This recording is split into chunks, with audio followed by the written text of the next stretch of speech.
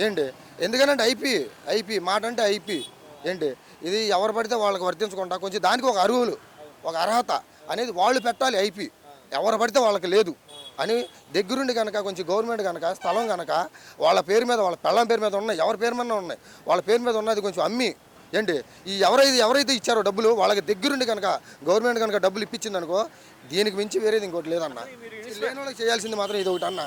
ఇది పెట్టుబడి పెట్టేటప్పుడు కూడా మీకు ఆలోచన రావాలిగా, అసలు ఈ మనిషి ఇచ్చేవాడు. ఇప్పుడు ఇచ్చేవాళ్ళు అంటే ఇప్పుడు ఒకసారి ఇచ్చిన వాళ్ళు ఒకసారి ఇచ్చారు ఇంకోసారి ఏమనుకుంటారు ఇచ్చారని ఇస్తాడని అనుకుంటారుగా ఎవరైనా ఎవరు అనుకోరు కదా అలా నమ్మే ఇచ్చేది ఎవరైనా ఇప్పుడు వాళ్ళు ఆ స్థాయిలో ఉన్నారు అంటే మన డబ్బులు వస్తాయని చెప్పి నమ్మితేనే ఇచ్చేది నమ్మకపోతే ఎవడు డబ్బులు ఈ రోజుల్లో అది నమ్మే ఇచ్చేది నమ్మే మాలాంటి వాళ్ళు ఇలా బోల్తాలు పడి ఎలా అడిగేది ఎవరికి నాకు వడ్డీతో చూసుకుంటే వస్తాయి అన్న ఎందుకులే చెప్పుకోవడం ఎందుకులే కానీ అది నాకనే కాదు చాలామంది ఉన్నారు అలాగా అది